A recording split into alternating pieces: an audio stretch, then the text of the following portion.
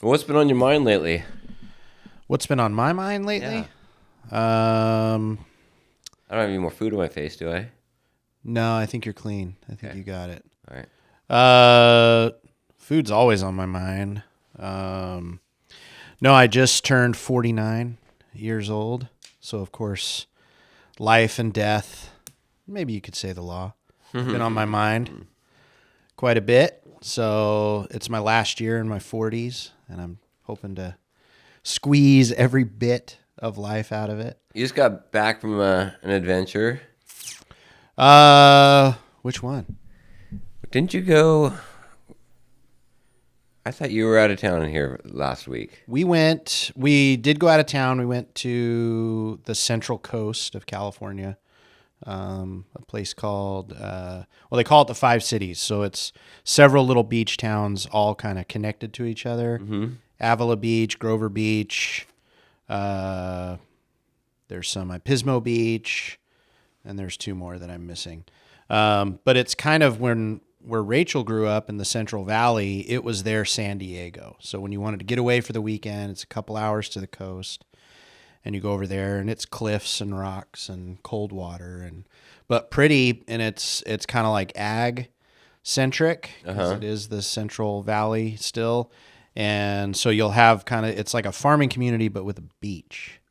So that was kind of cool. But we went there. Rachel's cousin is going through chemo for cancer, and Rachel went to help out. Spent the week there helping her, and then I was like, "Well, I've never seen that part of California, so I just flew up for the weekend. It was just a quick up and back, Yeah. um, but beautiful, beautiful place. Just really nice. I'd like to go back and spend a little more time." But a beautiful place.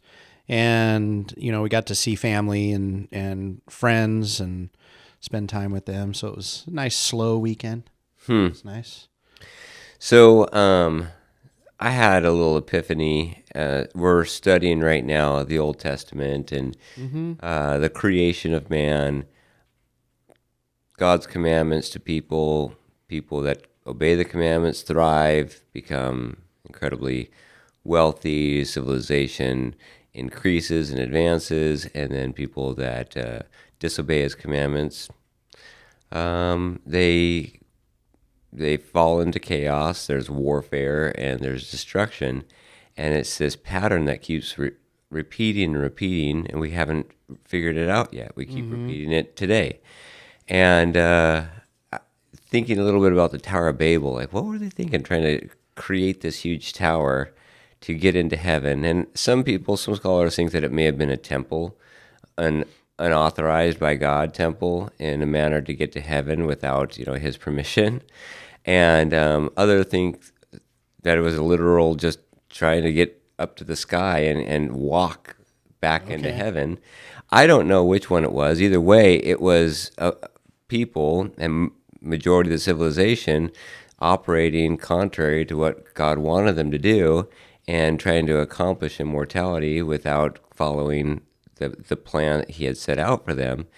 And I was thinking, do we do that today? Do we build any towers to try to get into heaven? And what came to mind was SpaceX. Because what SpaceX is ultimately, we've known this for decades, that Elon Musk wants to colonize other planets, first and foremost Mars, and perhaps the moon. And that is a way to perpetuate civilization and achieve some sense of immortality, and that our species will continue on indefinitely, even after the Earth is exhausted and worn out. And I thought that's a version of a Tower of Babel. I don't think that, and of course, the wicked never do think this, that they're wicked, right? Sure. But I think that if you invested solely in that and ignored the spiritual aspect of life and who our creator is and how we become more like him and return to him, then we would seek our own means of achieving that immortality, which is in us. It's this innate type of drive to continue our species.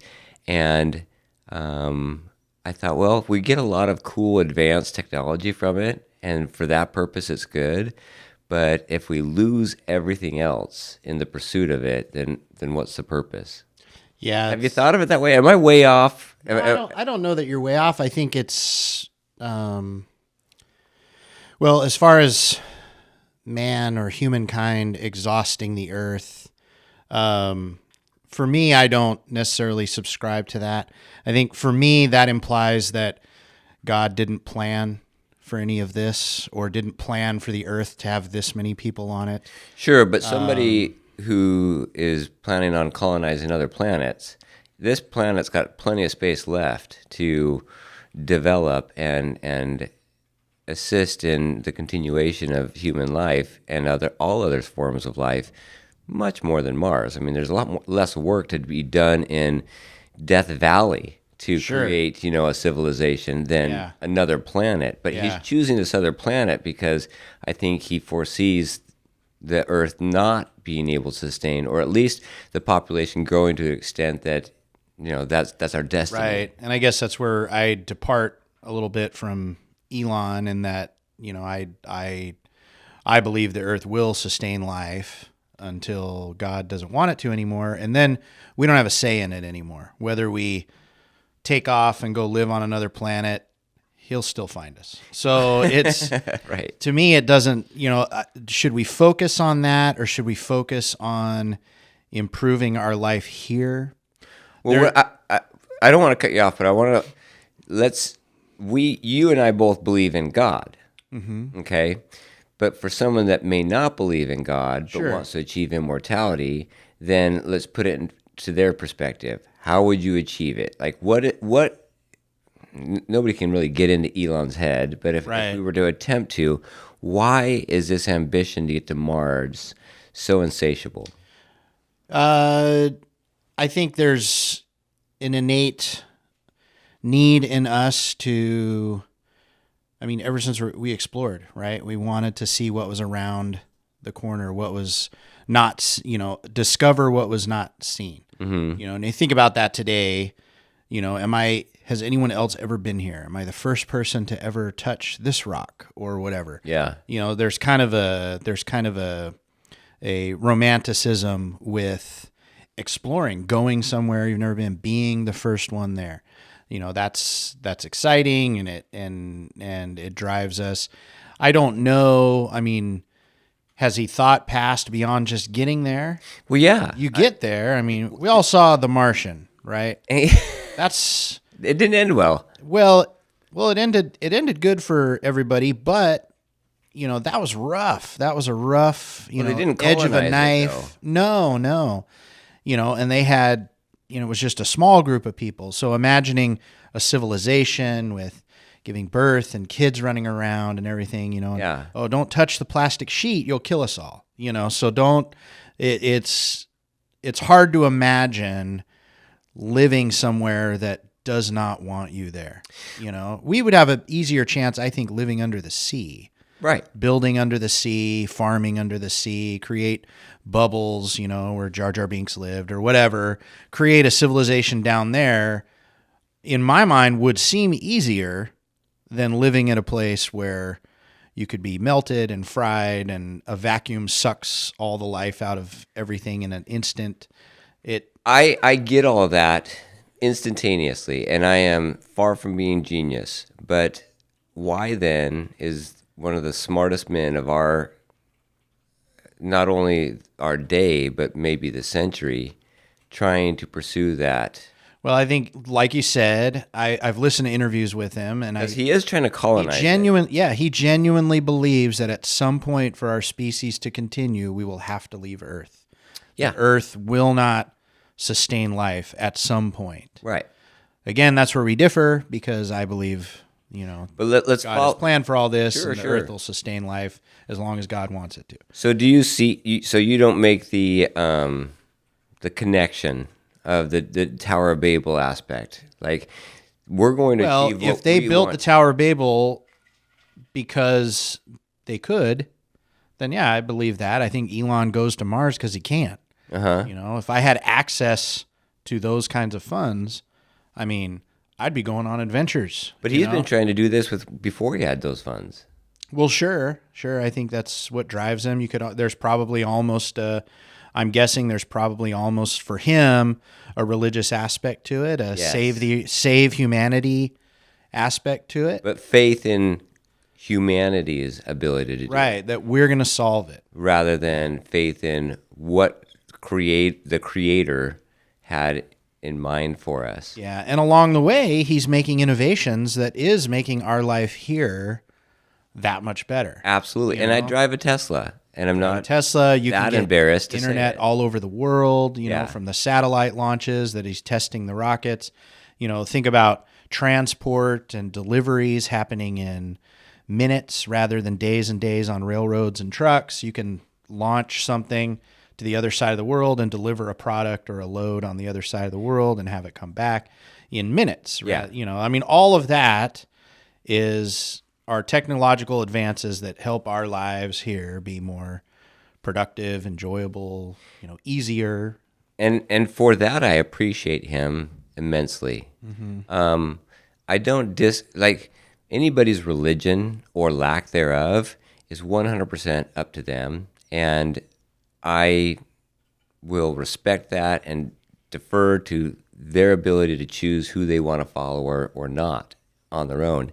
And the benefits that he has provided to our society are incalculable. Right now, he is writing history. I mean, he probably single-handedly saved free speech Right. by the purchase of Twitter. He probably prevented the conquering of Ukraine by providing them communications through Starlink and all of these things. And a lot of things that are pushed under the rug because once he joined forces with Donald Trump, then his contribution got minimalized. Yeah.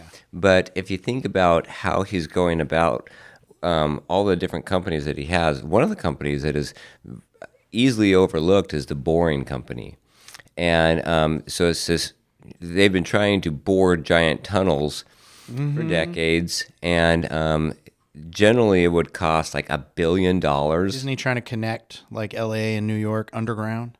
Well, yes, certainly on the West Coast already. He's trying to Right. connect the West Coast cities. I didn't know he was going to go all the way across the I continent. think there's some ultimate plan. Now, in Vegas, you can ride in a little bit of it. Exactly. But so what he's done with it is similar to space travel. Space travel, he's reduced the cost of space travel by 1,000%. By being able to Reuse the boosters. reuse the rockets. Yeah. And with the Boring Company, it used to be $1 billion per mile that they could bore underground and then use a tunnel for traffic. He's reduced it to $1 million. Yeah. And that's a reduction of 1,000%. This makes it doable. The ultimate recycler. Yeah. Yeah. And so by being able to do these types of things, now think about it. He's boring tunnels underground. He's making cars that work off of not combustion, right? The fossil fuel part of it is one aspect, but he doesn't want combustion, and it needs to work off of batteries. Combustion doesn't work in Mars as the colonization gets established or the colonies are built because the atmosphere isn't developed yet. You know, you don't have the dome yet. And even when you do have the dome, you're going to want to probably limit the Amount of consumption. fire, Yeah. explosion. Exactly. Of the oxygen that's there. And so operating off of battery power, operating off of solar panels, and operating off of batteries for houses and things like that. All of those things tie in. Then you look at the spaceships themselves and the super heavies that bring huge loads into space, and we'll be able to bring cargo to Mars and then accelerate the speed of it the way that he's been able to do that. All of that has been able to advance my life, your lifestyle, and those of most of the people on Earth, and that's good. So we kind of look past the ultimate goal. But if you connect all those dots, he hasn't lost sight of his ultimate vision. Right. And a lot of people just chalk it off, say, "Well, he's crazy," and move on. But it occurred to me as I'm reading the Bible, this has happened before, that we've tried to get to somewhere that wasn't really in the books for us to get there. And I would love to have seen what they accomplished with the Tower of Babel. I've seen depictions of it. The drawings and what it might have far looked did they like. get? Exactly, and it was probably pretty dang impressive to the civilization at the time. It probably would have been impressive to us today. And I see SpaceX as being similar to that. I follow SpaceX. I'm looking forward to the time that it becomes public. I will invest in it. I invest in Tesla, and so all of this to say, are we losing our religion with technology? And is Elon Musk our prophet? If that's the case, I think there's a wide swath of the world that would agree. We've talked before on this show that, these things are phones and AI and is something that people turn to when they need information or answers, or now even comfort. If they need comfort or some sort of consoling opinion or boost, they don't drop to their knees and say a prayer. They ask AI, what can I do to cheer myself up, or what, and so yes, you could easily turn where we used to turn to God, we're turning to technology, and it's because it's instantaneous, right? It's super fast. In most cases, it's learning about you. It knows probably what you want to hear. So it's computing all that and then spitting it back out to you. Whereas when you turn to God, it might take a while. It's on His time. It's not on bullet time like the phones and everything are. So yeah, I think we're definitely at a point in our civilization similar to probably how they were when they decided to build the Tower of Babel.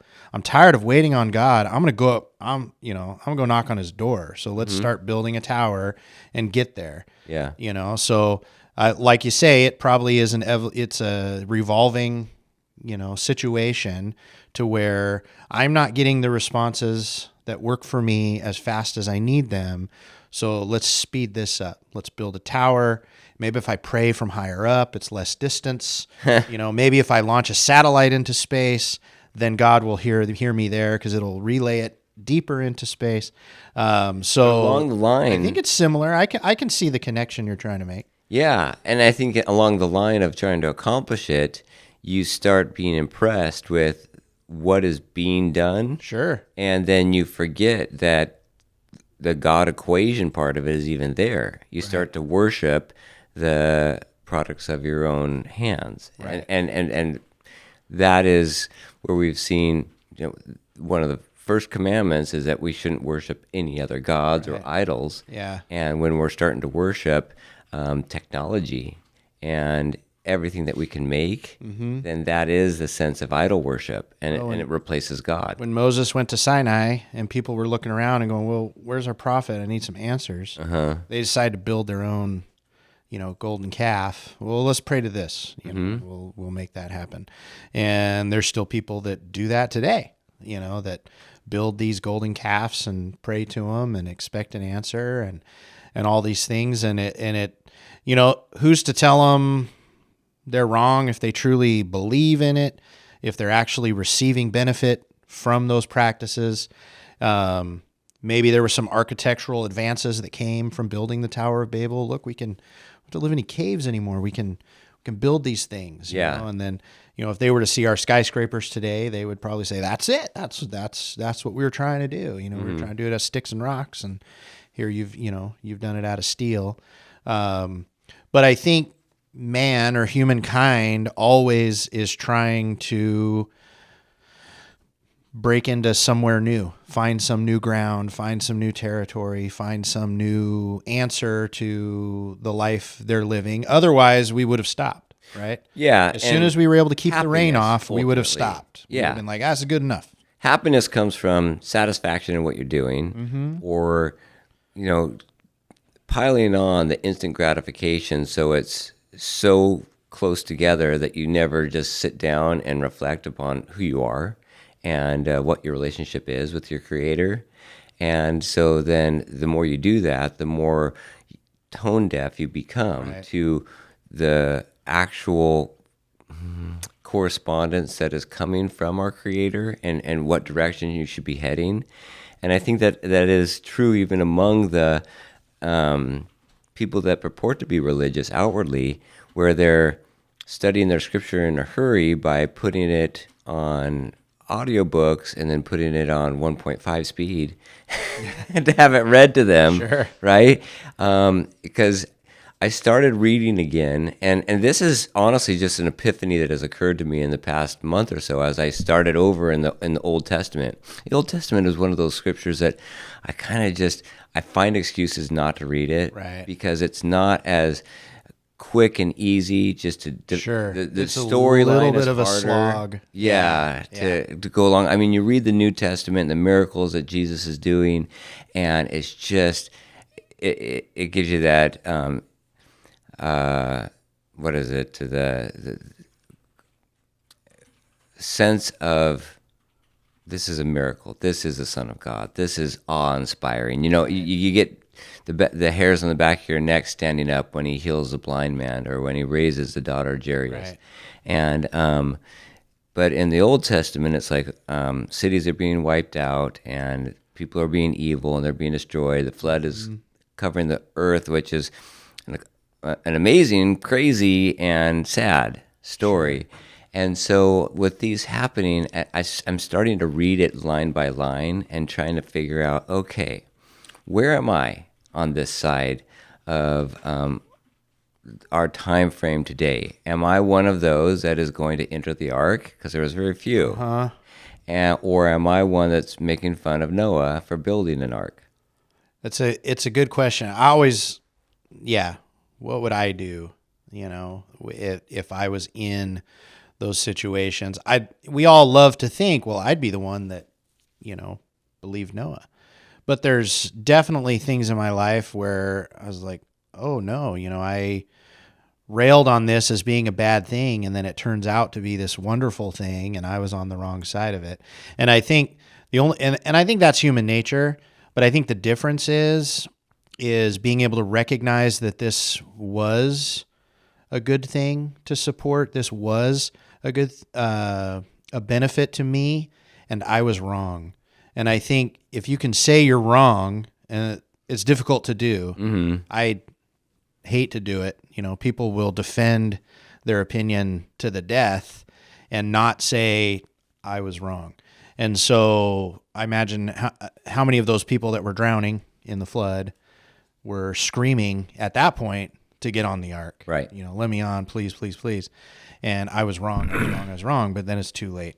So being able to recognize those situations early and have that debate with yourself early is probably good. So I wouldn't totally discount what Elon's doing as the works of a crazy man. Is it wild? Absolutely. Yeah. Is it nutty? Yeah. Would I do it? Yeah, probably. I'd probably launch some stuff into space if I had that at my disposal. When we went to Central Valley, California, and visited our friends, they've got a 3-year-old daughter, and coolest little kid. And her favorite thing to do is watch rocket launches, because you can see them. We watched one of the SpaceX rockets launch from where they live. You can see it launch. Wow. So I was here watching it on my phone, and Rachel stepped outside and watched it launch live. And so we were watching the same rocket launch, one live and one from camera. You could see the glow in the sky and the rocket trail and all of that. It was a cloudy night, so I could see better than her, because I could see the video on the rocket. Yeah. Anyway, this 3-year-old just gets a kick out of you can watch these YouTube videos that are 20 minutes long of just compilations of rocket launches. And it's she is just enthralled by it, loves it. It's awesome. It's so cool to the tech, and you can see because when they compile them all together, you see rocket launches from like the 80s versus rocket launches today, and you can see how they've gotten more efficient. They're a different shape. The rigs that keep them vertical have gotten slimmer and trimmer and smaller, and then you watch Elon's rocket boosters come back and land, and so you can kind of see the evolution of rocket launches in 20 minutes. And it was cool to sit with her and watch them. And I think she just loves the fire and the smoke and then watching this thing fly, and then it moves on to the next one. But, to see the technology that's involved, how it's evolved and changed, is because we're launching rockets into space. Yeah. So if we weren't interested in doing that, then it would have stopped. Like I said, as soon as we learned how to keep the rain off our heads, architecture and construction would have stopped. That's far enough. That's as far as we need to go. And so when we got to the moon, that's far enough. That's as far as we need to go. When we were able to launch satellites, that's it. Now it's like, well, can we go further? Let's pick one. Let's go to Mars, And that's exciting. That's super cool. Is it necessary? I don't know. That's debatable. But do we benefit from it? Absolutely. Yeah, and I want to make something clear for the record. I admire Elon Musk. I don't despise him. I don't think he's putting himself out there to be a prophet. I don't think he's claiming that's the case, that he is humanity's salvation. I think he's doing what he understands to be the best prospect for humankind. I think he sees himself as being in a special position. Yeah. To be able to do what he does, and so he's like, I'm going to do it. He could hoard the money into, and has buy done, himself houses. Sure, and has done many things on an altruistic level that show that he's not just in it for himself. Like, for example, the lending of Starlink to Ukraine, or the purchasing of Twitter. At a loss.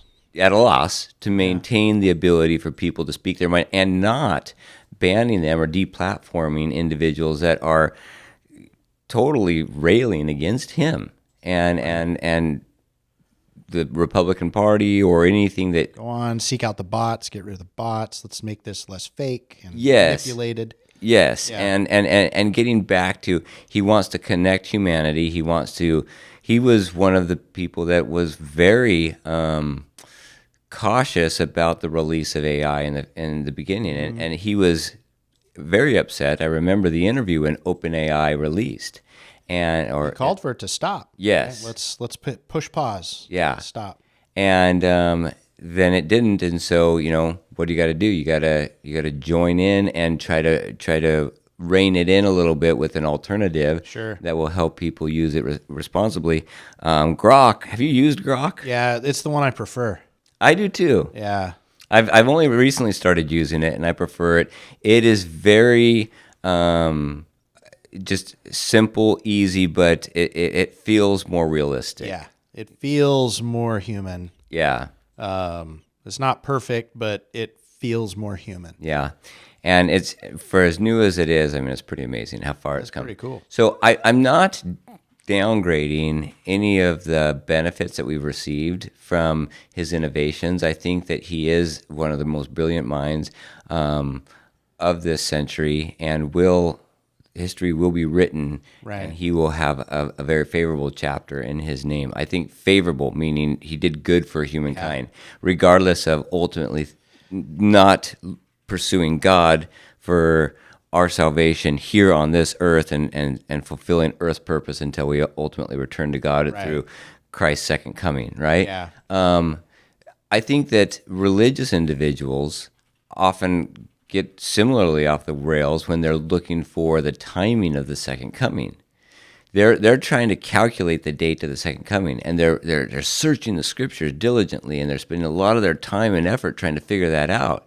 And I think that's just as misguided as trying to colonize Mars, because it doesn't matter when Christ comes the second time. What matters is, are we going to be ready when that bus hits us? Because that's our second coming. Yeah. Right? Yeah. And so instead of trying to calculate this date and prophesy it to other people, why don't you just figure out about how to get your life in order, treat people well, and learn the ultimate lesson that is being taught repeatedly in the Old and New Testament and other scripture. Of course, you and I believe in modern day scripture and prophets, and that communication from God continues to happen, that we're all entitled to individual inspiration through prayer with God, and that if you focused on that, God's not going to say, okay, now if you just pray a little bit longer, I'll let you know what month Christ is going to come. Right. All right. Yeah, I'll give you a hint. Yeah, it's not that. The timing of his coming,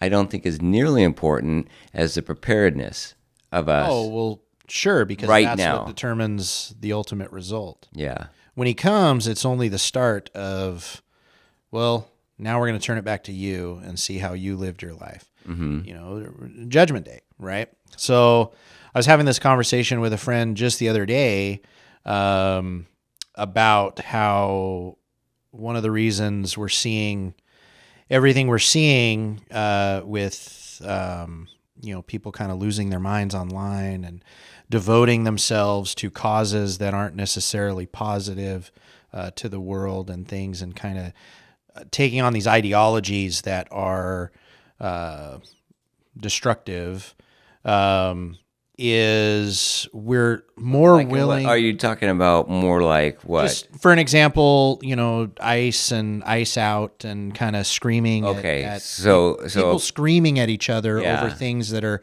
external to them. Yeah, choosing sides, choosing sides, choosing a tribe, not looking at the actual problem or the actual solution. It's just digging in and screaming at other people. And one of the reasons I listened to a therapist once online who talked about, Jordan Peterson talked about it.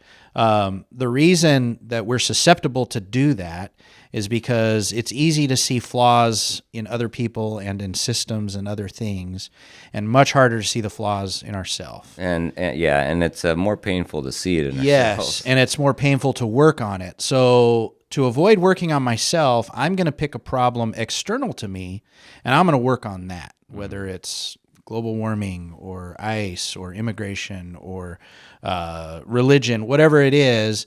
I'm going to work on something external to me because that's easier than working on myself. So I'll ignore my broken systems to try to go fix a system that I believe is broken and turn it on that. So I'll turn all my energies onto making sure your house is clean. Mm-hmm. Meanwhile, mine's a dump. Right. And we do that. We absolutely do that. We like to think of ourselves. I like to think of myself as not having any flaws, and all the flaws I see in the world are because of other people and other things, and I'm not a part of that. And that's kind of our nature. And the danger in that is if you get enough of those people together, is nobody's working on the real problem, right? We're all working on the external, what we see as the cause of the problem. And going back to the Bible, I'm going to complain about the mote in your eye and not realize that I've got a beam sticking out of mine. Right. And it's that. So it's been forever. And for those, with the New World Translation, I think it's a small splinter in my eye. A mote is a small speck or a splinter, and then a beam is a piece of wood. Yeah, I've got a 2x4 sticking out of my eye, and because you don't like to look at yourself, and it's harder to change yourself, or we see it as harder to change ourselves, and so it's kind of a Band-Aid for my problems to turn around and focus on the problems of somebody else. Here's an underserved community of the world. I'm going to go in there. I'm going to do good for them. I'm going to help them. And meanwhile, I'm neglecting anything in myself that could probably use improvement. Right. And so we're susceptible to that as human beings. Is the problem's never me. The problem's always you. Right. And so one of the things I like about Elon is he's saying, I'm going to focus on these solutions. I wonder has he talked about his religious belief at all? I don't know that I know what he believes as far as God. I don't either. If I had to guess, is he an atheist? Is he and just mining from? I've watched hours upon hours of interviews and mainly new products coming out and explaining those. But yeah, when people try to sit him down and say, "What is this purpose of colonizing Mars?" It seems to me that he's more agnostic. Okay. But that there is some order to the universe. That's what he would come across Does as. he believe in a higher power? I don't know, Martine. Look it up. See what Elon Musk's religious stand is. Yeah, just curious. Okay. Yeah. So a Christian, but maybe doesn't subscribe to a organized religion or church. Well, I don't even think it's that. I think he just he espouses Christ's teachings, but he doesn't necessarily accept Christ as a Messiah.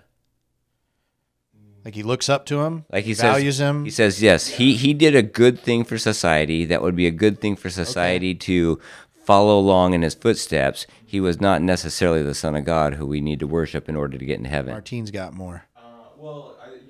Okay. Okay. Okay. All right.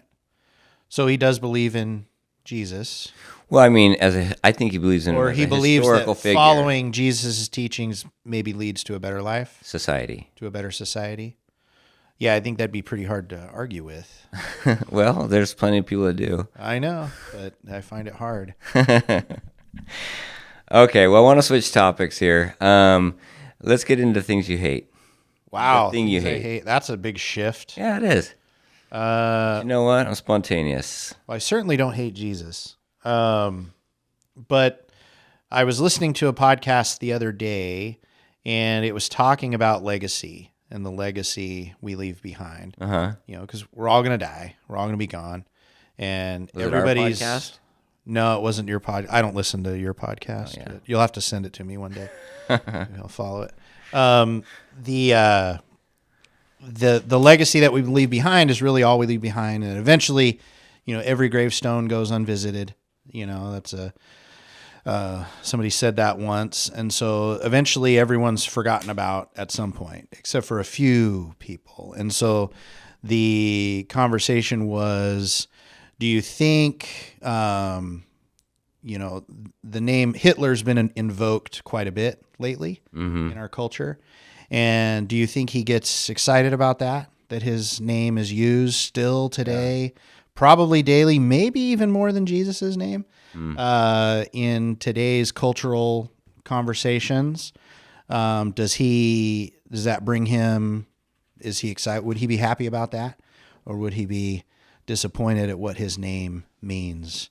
And so I don't know if it's necessarily something I hate. I hate Hitler. So that's why it came to mind.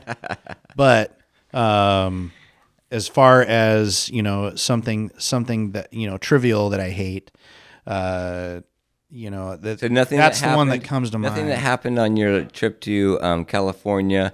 Had you seen any transformations? You've been to California many times throughout your youth and growing up. Have you seen any transformations that impressed you, or that just, or the contrary, that I just don't you? understand what California's problem is. Well, It seems like all of the individuals, when you speak to them, Yeah. they understand that it's declining rapidly. But But you know, they I wish we just- did this. I wish we did that. And I'm like, well, why isn't that? Translated into votes. Yeah, why isn't that translated into votes? Why isn't it translated into programs that aren't self-destructive? You cannot support a society that takes more than it contributes. You just can't. It doesn't work.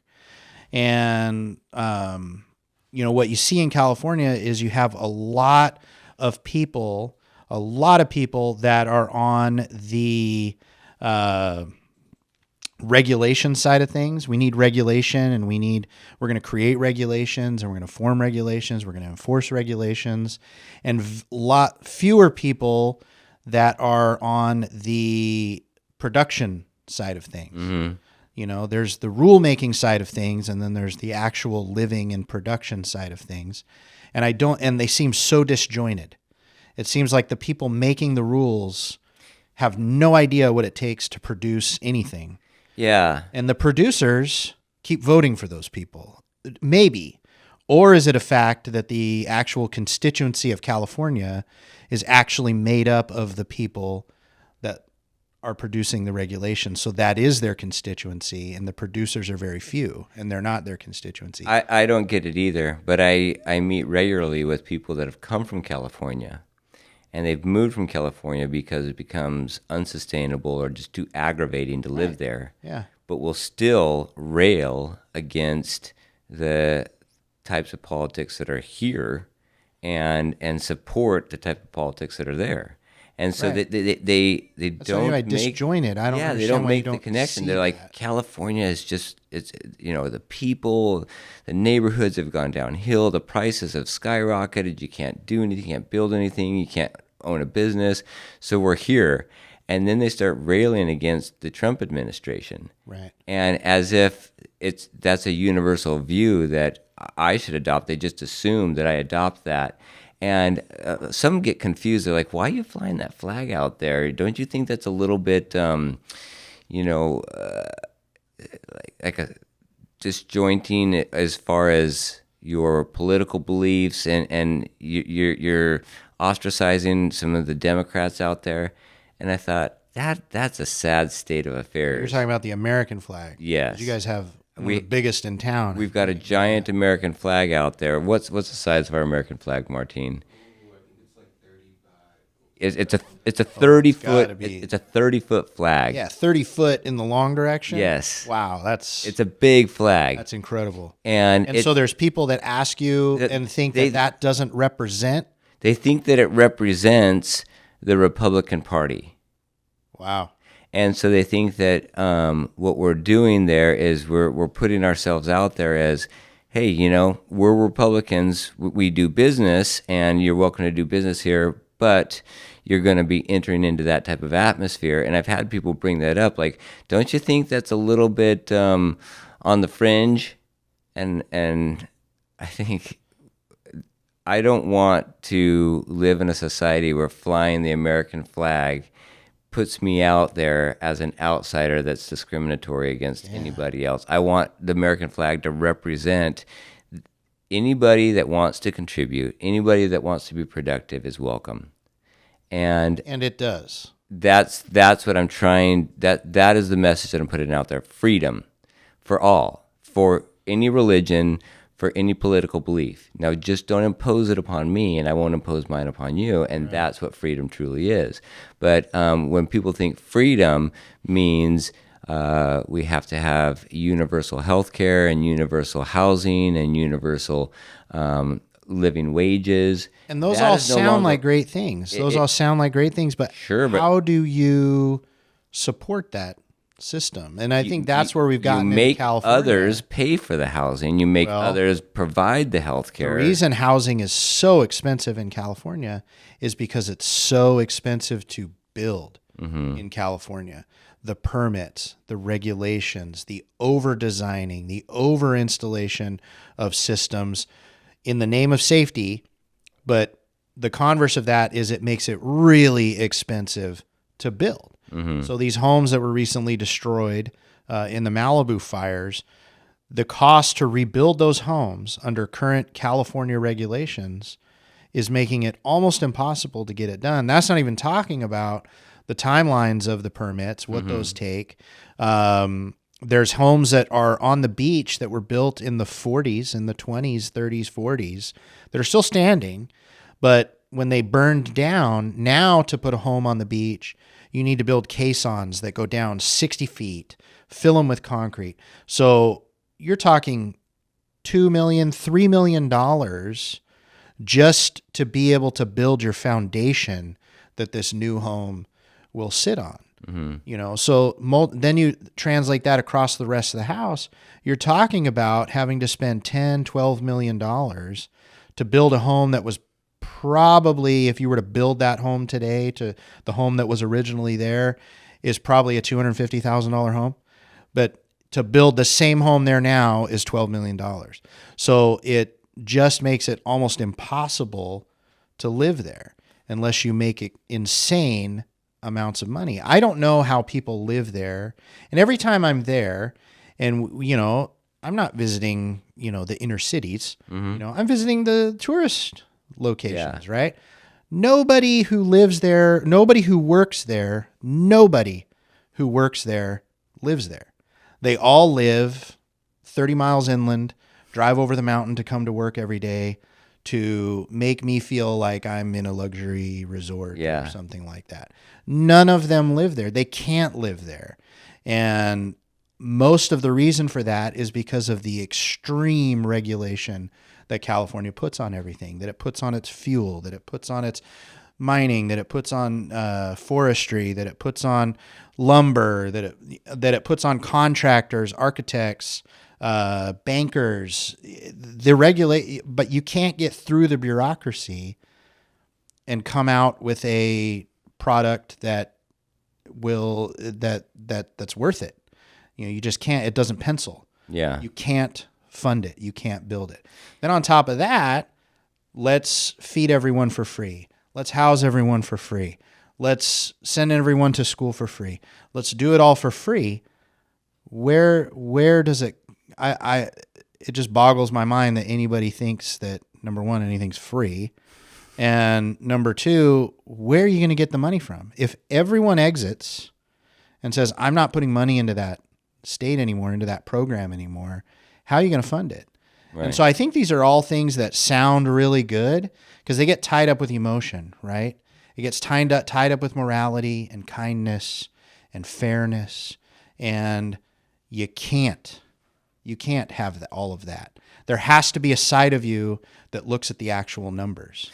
Well, okay, so I think, and I don't think this, I just want to clarify what you're saying. The kindness, the morality, the charity, you can, but you can on your own dime. You can't on somebody else's dime. You can't impose kindness and charity. Correct, yeah. You have to do it. You can't enforce it. Yes, you have to do it on, look at yourself and say, I will make that the policy of my household. Mm-hmm. I will be a productive citizen, produce and provide for my family and have excess, and then I will spread that excess through charitable means, whether it's through my church, my favorite charity, to the extent that I see is most beneficial. But you can't give away all your excess because then you've got nothing to support your own family and then to continue to give. Correct. At some point you have to restrain yourself and say, I'd love to help this out, but I can't right now because I've got my own needs that I need, to take care of. Yeah, and I don't see very many people that are widely celebrated for saying, I'm going to do this huge charitable act and I'm going to donate $10 million to the IRS because I know the federal government knows how to spend money really well to support the population. You don't see that, right? And if you did see that, the people would be all slapping their head. You'd hear this huge echo throughout the United States of head slaps because they're like, that's not going to work. But yet we keep passing laws that the IRS is now getting more and more ability to collect taxes to do exactly that. Well, and that's because you have the regulation makers so separate from the actual producers, right? It'd be curious to see how many people fill in that line on your IRS form because it's there. I'd like to contribute this much more to taxes. It's there. I wonder how many people actually fill it out and say, you know what? Yeah, here's another couple grand. You know, but I think kindness and morality and fairness we need those in our society. We need to take care of each other. It's how do we take care of each other? And so I think where we go wrong is we allow others to decide, or we vote in people to decide how we're going to accomplish that. And their goals may not be our goals, and their ideas may not be our ideas. In order for there to be a society, you have to have a mix of wealthy and unwealthy. You have to. It doesn't work. If everyone's wealthy, it doesn't work. And if everyone's unwealthy, it doesn't work. You have to have a mix. You have to have the employers and the employees. You have to have the producers and the consumers. You can't have it all one way. And I feel like, and what I feel like in California is they're trying to mandate and regulate to have it all one way, to have everybody the same. And that doesn't work. It doesn't work. I've been to communist countries. I've seen how they live.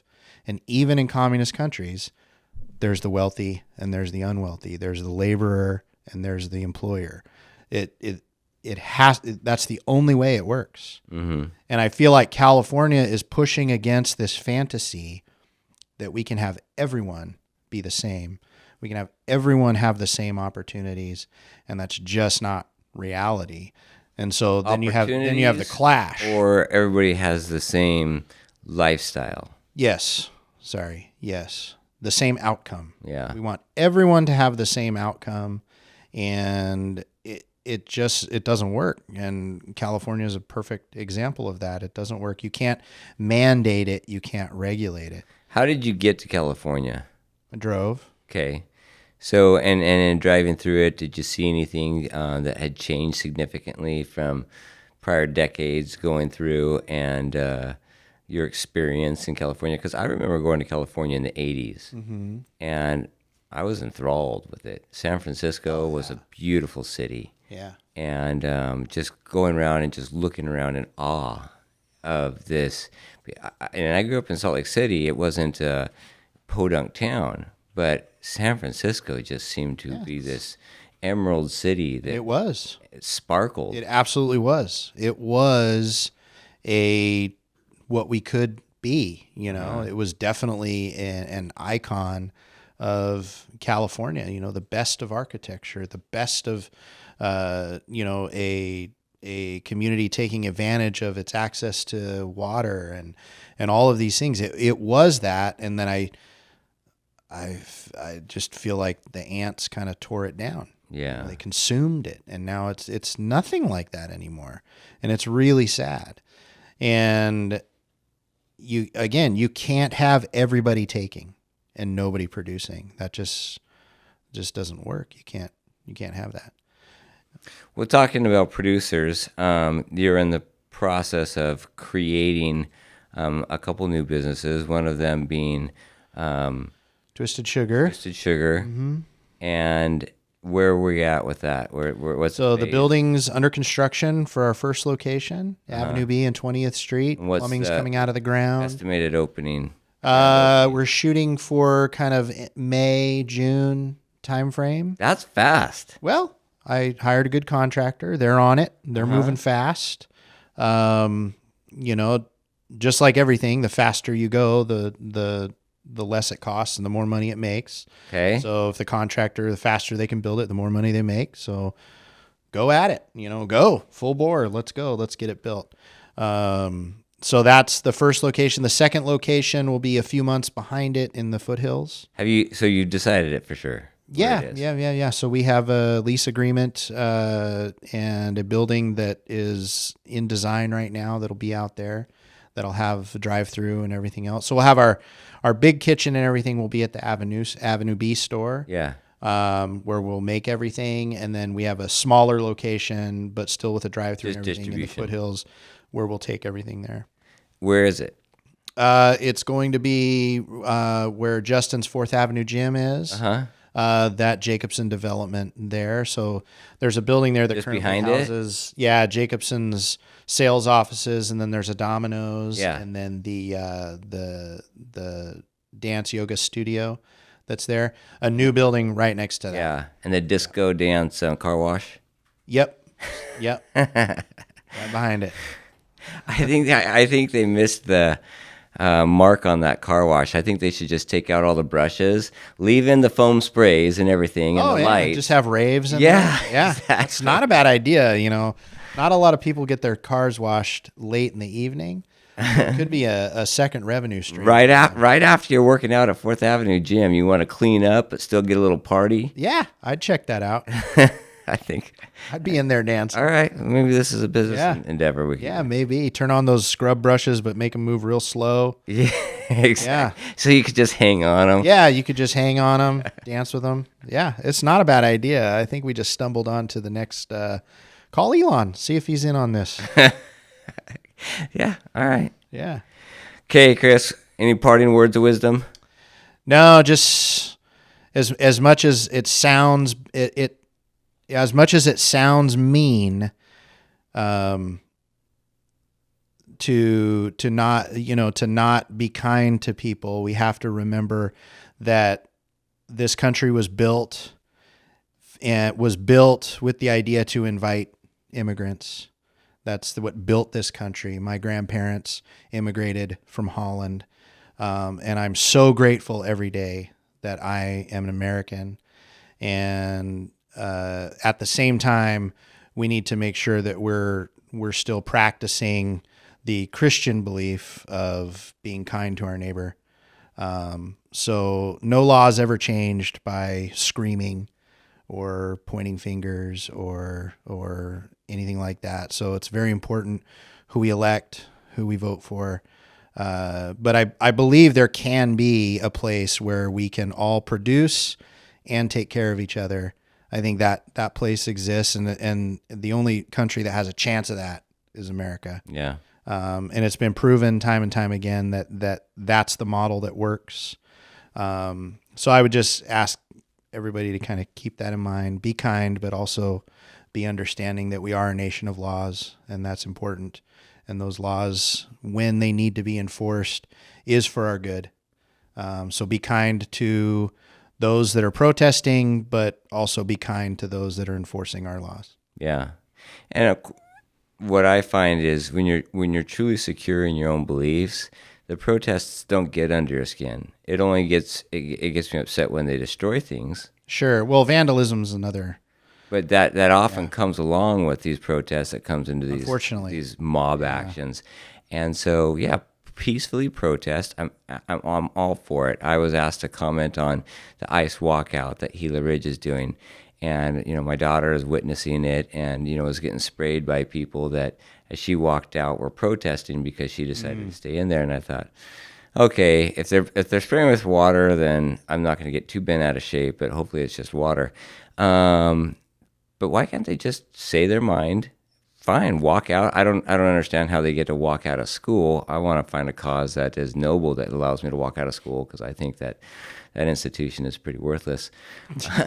But I think homeschooling has got a far advantage of it, but it's difficult. And anyway, getting off course here, absolutely exercise your Second Amendment freedom of speech right. Protest the policies that you don't like, but don't do the whole tipping over cars, burning things, throwing rocks. Once it goes violent, it hurts your cause. Yeah, it hurts everybody's cause, and so and the yelling and the screaming about it, like say it in a catchy phrase. Make your case, right? Make your case. Explain to me why this needs to change. And then I need to, like we were talking earlier, I need to look at myself and say, is what this person's, trying to teach me, was I wrong? And be willing to admit that. But I think it's never going to happen from a place of screaming and violence. It's only going to happen from a place of, let's recognize the problem and let's work together. Yeah, if your wife, who you love and respect, walks in on you on a project in your garage and screams at you to clean up this mess, that's not probably going to have the same result. Very well respected. Puts her arm over my shoulder, gives me a little kiss, and says, "Hey, maybe it's looking a little disheveled in here. Right? You know what? Because I love you, I'm going to take care of that." So wonderful. Thanks, Chris. All right, on our appreciate show today. it. That's all the time we have today.